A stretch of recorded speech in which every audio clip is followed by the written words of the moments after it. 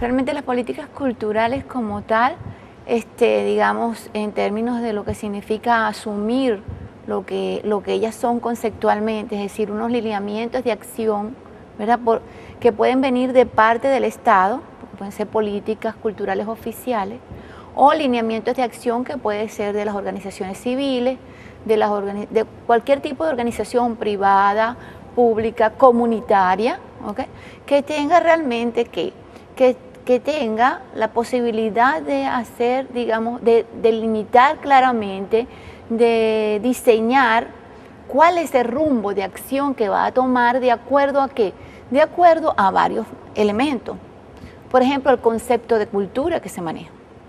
Si nosotros partimos de un concepto de cultura, por ejemplo, sobre la idea de que la cultura son bellas artes, como ocurrió durante mucho tiempo en Venezuela, indiscutiblemente que las políticas culturales estatales, por ejemplo en el caso del Estado, tenderán a darle prioridad a diseñar todo el rumbo de acción del Estado, desde hacia dónde deben dirigirse los recursos, hacia dónde debe dirigirse el estímulo del Estado.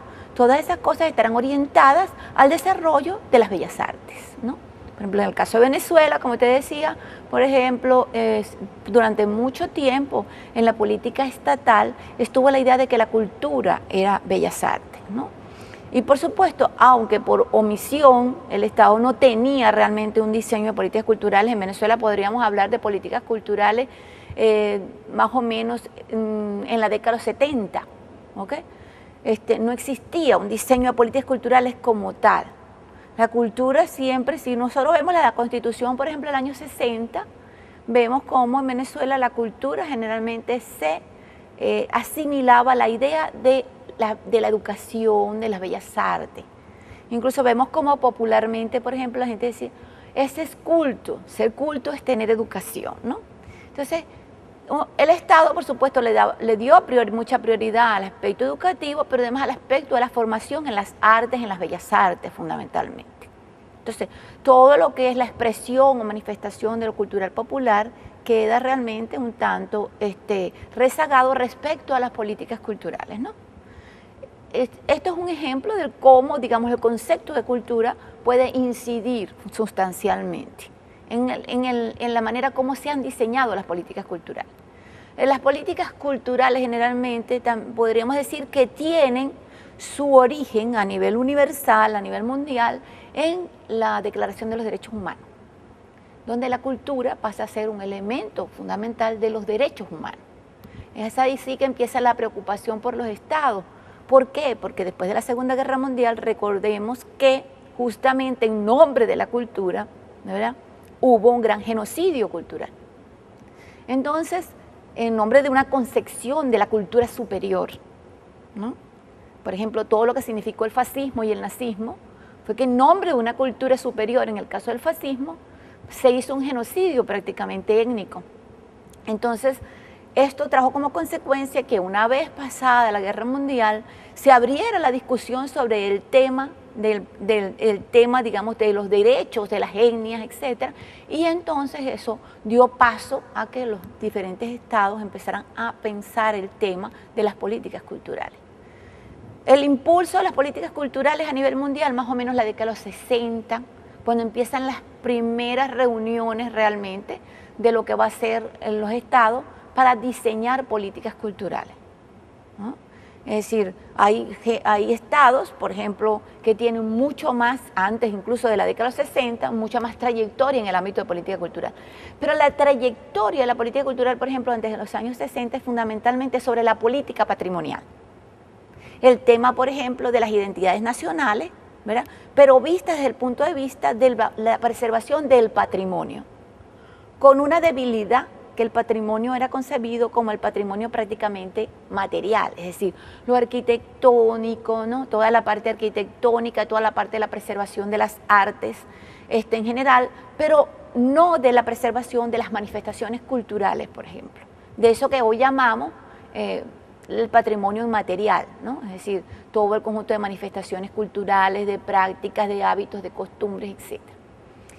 Ya en la década de los 60 empieza a haber conciencia de que la cultura va más allá del patrimonio material, ¿verdad? De la conservación, por ejemplo, de la historia patrimonial, y entonces empieza una discusión sobre la idea de que la cultura es básicamente, más allá de lo patrimonio material, también lo inmaterial, es decir, significa toda la producción simbólica, toda la expresión simbólica que se concreta en manifestaciones culturales en algunos casos, ¿verdad?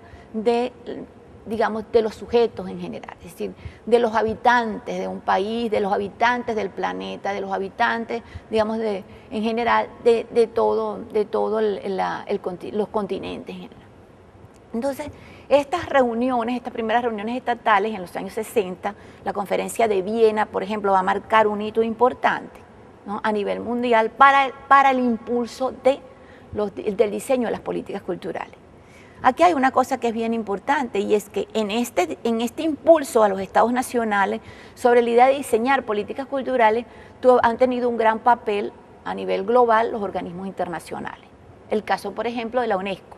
La UNESCO y la OEA han jugado un papel importante en el desarrollo de discusiones acerca del tema de qué es lo que es cultura, el cambio de la visión cultural y al mismo tiempo el diseño de las políticas culturales, ¿no?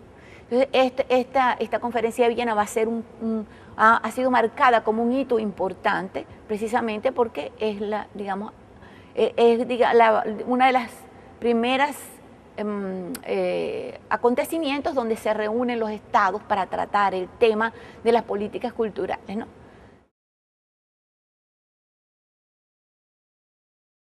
Llegamos al siglo XX con toda esta serie de guerras civiles, de lo que algunos historiadores han llamado las montoneras, ¿no?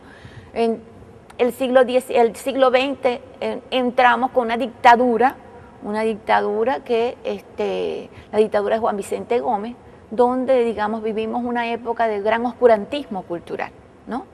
Y en el sentido, bueno, de la persecución de la libertad de creación, de la libertad de expresión, etcétera. Y bueno, y quienes de alguna manera pudieron producir, o hubo una cierta producción cultural, fue apegada a los lineamientos, digamos, de un Estado que no tenía una política cultural en el sentido de que estuviera claramente delimitada, etcétera, pero sí, por supuesto, siempre por omisión hay un lineamiento. En el caso, por ejemplo, de las dictaduras, generalmente ese alineamiento tiene mucho que ver con el cercenamiento de la libertad de expresión o de la libertad de creación, ¿no? Entonces, Venezuela, digamos, pasa todo un proceso que hasta más o menos los años 70 es cuando realmente nosotros empezamos ya a ver no una política cultural producto de alguna decisión que, por ejemplo, en el año 45 tomara el gobierno de Medina cuando nombra, por ejemplo, cuando Arturo Isla Pietri pasa a ser el Ministerio de Educación un elemento importante y, por ejemplo, cuando se crea la Dirección de Cultura y Educación, ¿no? En Venezuela, entonces, en esa creación de la Dirección de Cultura, de la Dirección de Cultura y Educación, había, por supuesto, una intención de carácter oficial del Estado de alguna manera dar algunos lineamientos, ¿no?, que se van a reflejar en la idea, por ejemplo, de preservar la memoria histórica o de preservar la memoria de la identidad, siempre entendida la identidad aquí como el pasado, ¿okay?, no como el presente, que es otro tema importante en el diseño de las políticas culturales. Cuando nosotros entendemos las identidades como un tema, primero, la identidad como una cosa homogénea que el Estado impone, es decir, estos son nuestros símbolos. Yo siempre he dicho que, por ejemplo, en el caso de Venezuela, el hecho de que la representación de Venezuela sea el arpa, el cuatro y la maraca, es porque los llaneros llegaron al poder. Y son los llaneros los que llegan al poder, es los que imponen oficialmente una manera, es decir, una representación oficial de lo que es la visión o de lo que era la imagen del país, ¿no? Pero realmente Venezuela es un país culturalmente muy híbrido, ¿no? Nosotros podremos hablar de identidades, ¿no? Una identidad como homogeneidad no existe porque nosotros somos multiculturales, pluricultural, no solo por la presencia del componente afro o indígena, sino también por la presencia del componente metropolitano, que no solo tiene que ver con los españoles que nos conquistaron, sino con las migraciones que posteriormente se van dando en el país. Es el caso, por ejemplo, en Caracas de la Candelaria, o el caso, por ejemplo, del casco central nuestro, donde la presencia de los inmigrantes van a ser importante en lo que se va construyendo como patrimonio arquitectónico, o incluso en lo que en muchos casos se va imponiendo como costumbres, como referencias importantes en el país. Entonces, el concepto de cultura, ¿verdad?, en general va a ser muy importante, y la conciencia política sobre la importancia del diseño de políticas culturales está articulado, y es lo que quiero concluir esta primera parte, está articulado a un proceso histórico realmente de estas dos cosas, de la manera como la cultura ha sido concebida o fue concebida, y de la manera como los estados de alguna forma concebían políticamente el tema, ¿no? La Constitución del 60 va a marcar un elemento importante, porque la cultura pasa por primera vez a ser constitucionalmente como un derecho. Pero era un derecho que era un derecho social dentro de los derechos educativos, ¿no? Por esa idea de que cultura era educación. En los años 70, a partir de todo esto que internacionalmente está ocurriendo, en Venezuela empieza a haber también por parte de lo oficial, y aquí quiero ser claro que estoy hablando de las políticas culturales oficiales, porque en Venezuela otros entes tienen políticas culturales también, algunas comunidades, algunas empresas privadas tienen su propia política cultural. Estoy hablando de las políticas culturales oficiales. Las políticas culturales del Estado empiezan a tener, empiezan a hacerse, más trabajadas y más visibles en lo que llamamos los planes nacionales. Entonces, por ejemplo, encontramos allí reflejado, por ejemplo, en los años 70, un cambio sustancial en el caso, por ejemplo, de lo que se entiende por cultura. Ya cultura, el propio Estado, si nosotros analizamos, por ejemplo, el cuarto plan de la Nación, ya allí, y el quinto plan de la Nación, nosotros empezamos a encontrar que hay un cuestionamiento del concepto mismo, por parte del Estado, del concepto mismo que manejaba sobre cultura con la idea de las bellas artes. Y empieza a hablarse de cultura popular, empieza a hablarse de la centralidad de la cultura, por ejemplo, en las dinámicas sociales, ¿no? Y este proceso que viene a darle importancia a la cultura, ya no como un elemento desvinculado de lo que es el plan de desarrollo en general, sino de un elemento articulado al plan de desarrollo, lo vamos a encontrar con mucha madurez desarrollándose en todo lo que es, digamos, de los años 70 en adelante en Venezuela. Hay entonces una mayor toma de conciencia, hay una toma de conciencia sobre la necesidad de dictar lineamientos hacia dónde. El tema, por ejemplo, de las identidades empieza a ser un tema importante, el tema del patrimonio. Por supuesto, esto no es simplemente una cosa que desde el Estado se está pensando, aunque generalmente las políticas culturales no han sido tan participativas como quisiéramos, es decir, no han sido participativas en términos del diseño, pero también al mismo tiempo sí fueron el producto de un conjunto de lucha de los mismos sectores culturales, que paulatinamente y de la apertura dentro de una discusión tanto académica como desde el punto de vista, digamos, de los sectores culturales en general, es decir, de los actores culturales, me estoy refiriendo a los grupos culturales, etcétera, que empiezan a hacer presión sobre el Estado y a demandar no solo una política cultural, sino de una atención por parte del Estado a sus demandas, es decir, al desarrollo artístico, por ejemplo, en este caso, ¿no? En los años, por ejemplo, 80, se crearon en el país, producto del diseño de esas políticas culturales, por ejemplo, el caso de las casas de cultura, que durante mucho tiempo, han jugado un papel importante y que obedecieron al diseño de una política que era, intentar descentralizar la cultura, descentralizar la gestión cultural, no la cultura, sino la gestión cultural estatal, ¿no? A eso obedeció todo lo que es el diseño, por ejemplo, de las políticas de las casas de la cultura, que obedecieron a una política, a una concepción que estaba enmarcada sobre esa idea. Esto se va profundizando en los años 80, por ejemplo, conseguimos conceptos bien importantes, se impone, por ejemplo, a nivel internacional el tema de la animación cultural. Hubo en Venezuela, por ejemplo, organismos importantísimos, ¿no? Sobre, por ejemplo, la formación cultural, que fue otro tema importante, la formación en la gerencia cultural, ¿okay? Por ejemplo, el CLADE, que era el Consejo Latinoamericano del Desarrollo de la Educación para la Cultura, es decir, en términos gerenciales jugó un papel importante, además no solo en Venezuela, sino era importante para América Latina, porque el CLADE daba formación a otros países en América Latina.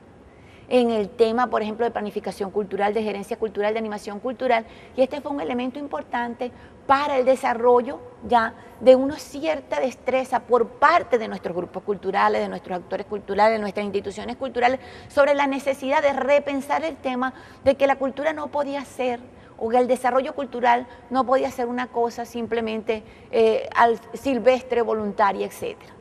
Entonces, hay una discusión, por supuesto, de fondo. Las políticas culturales significan o coartan la libertad de creación en el sentido que tienen que estar enmarcadas sobre esta. No, la correcta política cultural, y aquí sí es importante tomarlo en cuenta, la correcta política cultural es aquella donde el Estado se asume como el gran dinamizador, ¿no? En términos de que cuál es la función del Estado. La función del Estado es crear las condiciones para el desarrollo cultural y el desarrollo de los actores culturales.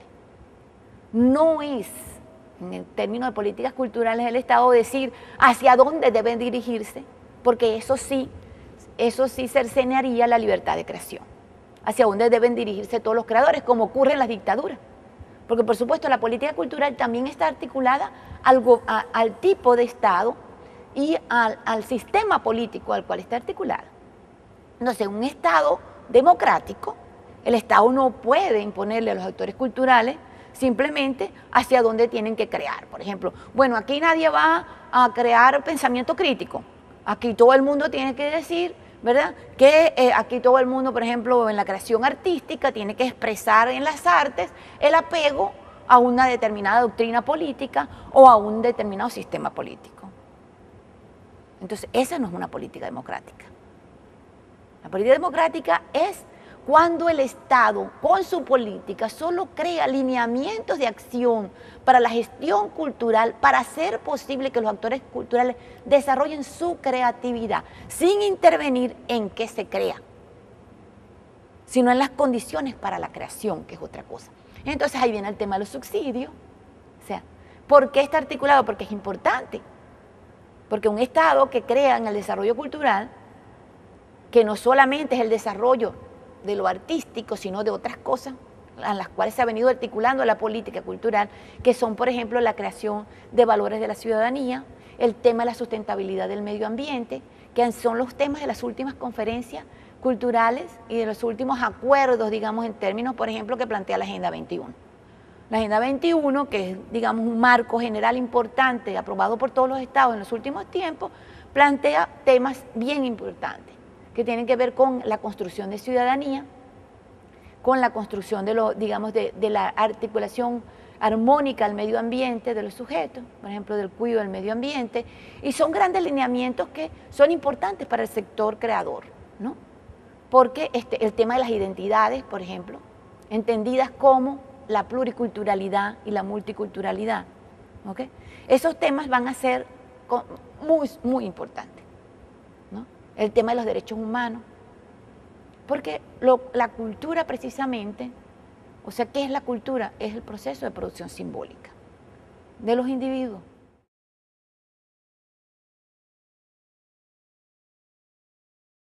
En el caso de la universidad tiene que también definir una política, es decir, una política que tiene que estar articulada además, ¿verdad?, a la sociedad. Articulada a la sociedad.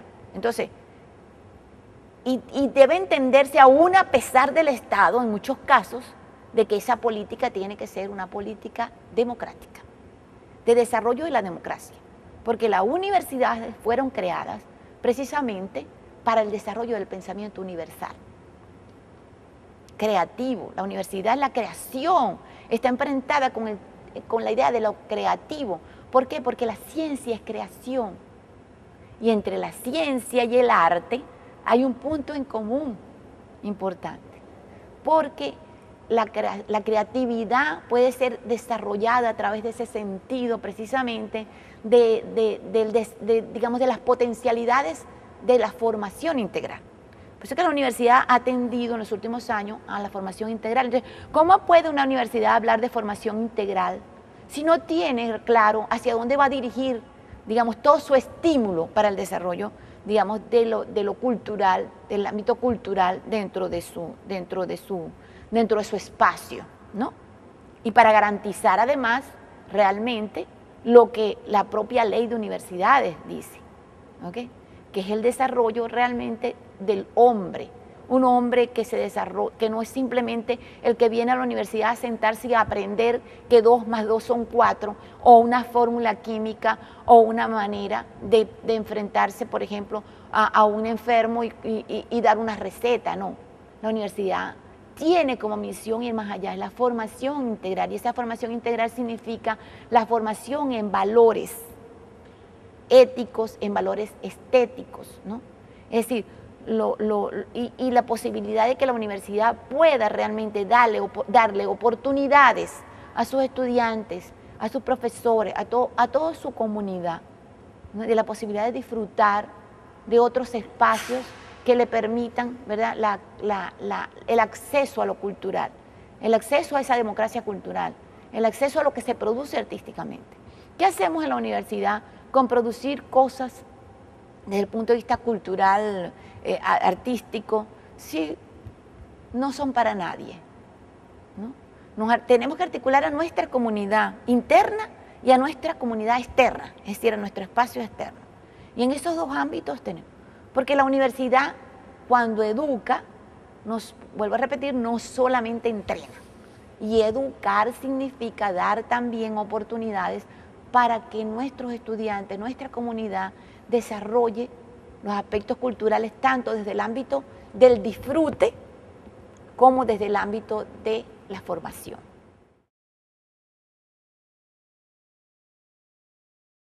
Fue un proceso de madurez largo, difícil. Primero porque había que partir de pensar qué entendíamos por cultura. ¿Okay? Es decir, más o menos buscar un acuerdo, ¿qué es cultura? Y toda la discusión desde dónde íbamos a partir. ¿Sí? El otro aspecto es el otro aspecto también de discusión, el aspecto del marco legal. Por ejemplo, hoy hay muchas dificultades para plantearse, digamos, una articulación con cierto marco legal, ¿no? Porque hace un cierto ruido que tiene que ver con la concepción de la democracia como valor fundamental en la universidad en términos de creación, de la posibilidad de, digamos, de dar toda la apertura a todos los pensamientos, ¿verdad?, frente a una política cultural que, si bien desde el punto de vista constitucional consagra los derechos culturales, y ahí nos articulamos, el asunto está hacia dónde se dirigía hacia dónde se dirige entonces la política cultural estatal, ¿ok?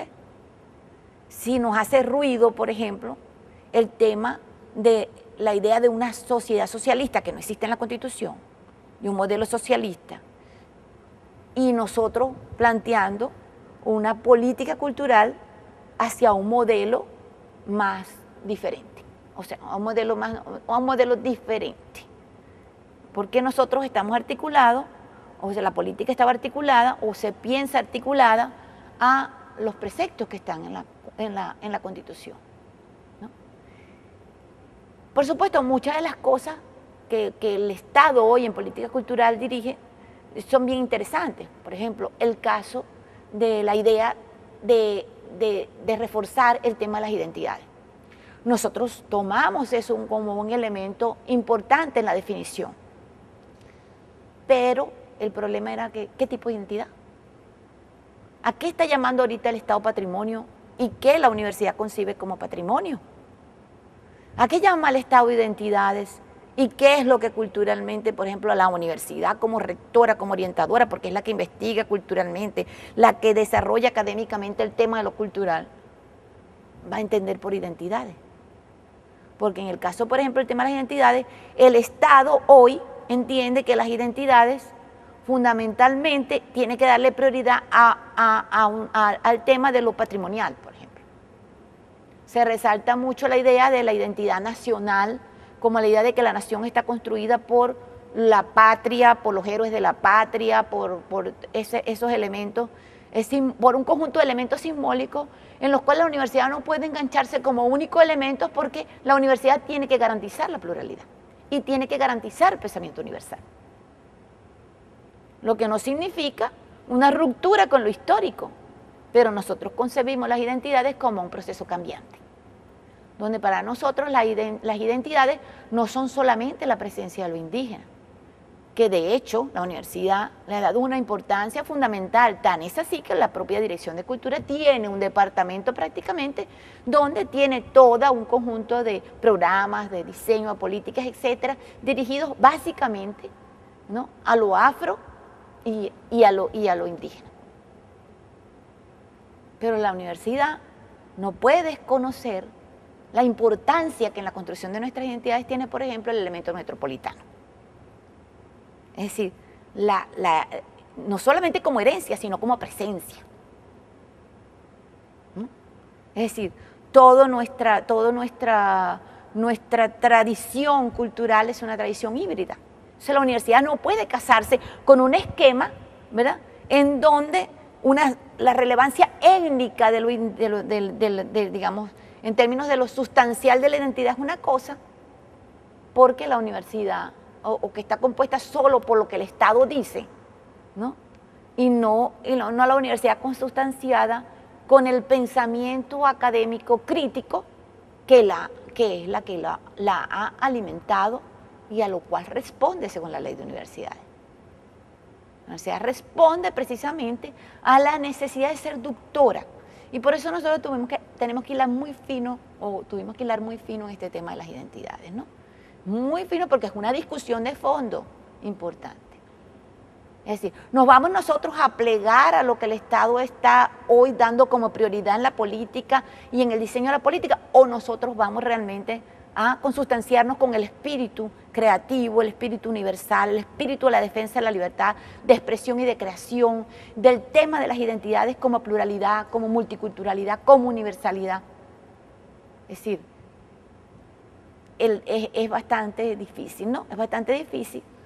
Entonces esto pasó por todo un proceso, papeles de trabajo, en fin, entrevistas que anteriormente a estas se hicieron, consultas, se hicieron los encuentros de los agentes culturales. Fue un proceso largo para llegar a definir las políticas, porque las políticas culturales, sobre todo las políticas culturales de la universidad, no solo tienen que ser participativas en términos, digamos, porque ahora el eslogan de participativo, sino fundamentalmente que realmente lo fueran, en términos de que, bueno, de que se pudiera llegar a unos ciertos acuerdos sobre temas que son realmente difíciles, pero que pudieran plantear un compromiso de parte de todos los actores culturales involucrados, porque la universidad tiene una institucionalidad cultural interna, pero además también una institucionalidad cultural externa, que es donde está su propia dinámica en su entorno, ¿no? Entonces, eso es lo que hizo bien difícil el diseño de las políticas. Se lograron gracias a un trabajo muy largo, a un trabajo de intentar crear consenso, donde la Dirección de Cultura, ¿verdad?, y la Comisión de Cultura lideraron ese proceso, hasta llegar, bueno, a la propuesta que hoy se hizo y que ha sido divulgada, conocida, discutida, replanteada, incluso todas las acciones, por ejemplo, que están contempladas en digamos, como estrategias de acción para las políticas culturales, fueron el producto de la revisión de muchos actores culturales, ¿no?, que se hacen vida en la universidad y fuera de la universidad.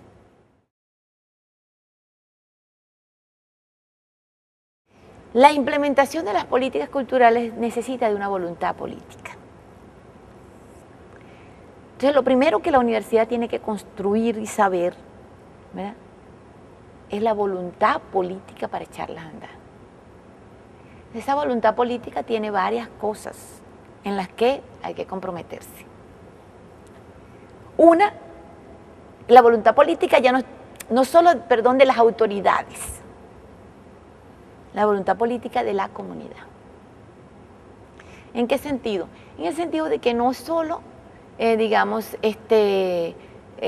decir que por aquí vamos, sino lograr realmente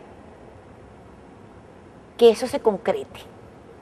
Por ejemplo, una de mis preocupaciones fundamentales es cómo la universidad tiene hoy en día espacios hermosos, posibilidades de dinamizar, pero no tiene un claro empuje de eso que muchos llamamos en otros tiempos que hoy ha perdido un poco de visibilidad, pero que sigue siendo una cosa importante, que es eso de convertirse en el gran animador cultural. Es decir, ¿cómo intervenir la inercia de la universidad? ¿No? Es decir, ¿cómo dinamizar los espacios? Más allá del tema presupuestario, que es un tema también que nos afecta. Pero yo creo que tenemos ciertos recursos. Ahora, ¿cómo dinamizamos? ¿Cómo comprometemos? Y aquí hace falta una especie de evangelización, ¿no? De evangelización que tiene que estar liderada por las autoridades, liderada por los profesores que son realmente los modelos para los estudiantes. Porque a veces nosotros decimos que nuestros estudiantes, y lo vimos por ejemplo en la encuesta de consumo cultural, una de las cosas que más nos llamó la atención es cómo nuestros estudiantes pueden oír otras emisoras y ver otros canales y no los de la universidad. O sea, ahí tenemos dos temas. Uno, el tema de que algo está pasando y nosotros debemos revisar, a ver qué está pasando. A lo mejor estamos haciendo muy buenos programas, a lo mejor no, yo creo que sí. Si vemos el contenido y los esfuerzos que se han hecho es importante. Pero creo que, y eso fue una de las conclusiones a los que llegamos en estos encuentros, es que el tema es que no se ha desarrollado una política realmente de comunicar. O sea, para la comunicación. Es decir, de comunicar en el sentido de que los estudiantes realmente, ¿verdad?, empiecen a tener conciencia de qué es lo que realmente se transmite por nuestras emisoras. Cómo generar, por ejemplo, un proceso de pertenencia con la universidad. Yo creo que ese es nuestro gran reto. Cómo crear un sentido de pertenencia universitaria que la hemos ido perdiendo poco a poco. Es uno de los temas que planteamos en la política cultural como uno de los temas importantes. ¿Por qué? Porque la hemos ido perdiendo por parte de nuestros profesores y de parte de nuestros estudiantes. Pero no es culpa de la gente. Es que la dinámica que hemos creado hace prácticamente imposible eso. No tenemos, por ejemplo, aunque tengamos gente que quiera trabajar, no le damos las condiciones para trabajar, por decirlo. Es decir, no tenemos, por ejemplo, bueno, ahí está, y me perdonan las autoridades la crítica, pero bueno, yo siempre he sido libre pensadora y gracias a Dios, y le doy gracias a Dios todos los días, que me dio la posibilidad de estar en la universidad, porque si de algo me siento yo orgullosa en la universidad, es de que la universidad me permitió desarrollarme como un ser libre pensador, ¿no? Entonces, construimos primero la sede rectoral antes del aula magna. Eso es una contradicción. Y nos dice en qué lugar, nos da un indicador de en qué lugar está realmente la importancia del desarrollo de lo cultural dentro de la universidad. Venimos a la universidad como seres que venimos, estamos para una clase, para entrenarnos. Y perdimos el sentido de la universidad. Porque el sentido de la universidad no es para entrenar, el sentido de la universidad no es que el estudiante venga y simplemente quiera un título. No, la misma ley de universidad lo dice. La universidad tiene que entrenar consustancialmente a los individuos para el desarrollo del país en términos técnicos, pero tiene que crear un hombre formado integralmente. Ahora, para crear un hombre formado integralmente, tiene que darle esa